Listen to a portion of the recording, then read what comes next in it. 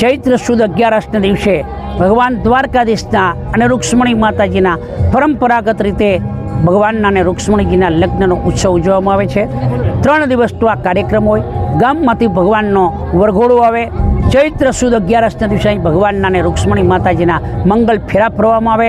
મંડપારોપણ થાય, અગિયારી થાય, માતાજીને 56 ભોગ ધરાવવામાં આવે।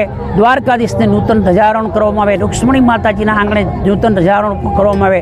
ગામમાંથી ભગવાનનો વરઘોડો આવે ને અહીંયા રૂક્ષ્મણી માતાજીનું પાણી ગ્રહણ કરે ને અહીંયા રૂક્ષ્મણી માતાજીના લગ્નનો ઉત્સવ વર્ષોની પરંપરાગત રીતે પૂજારી પરિવાર દ્વારા આ મનાવવામાં આવે છે।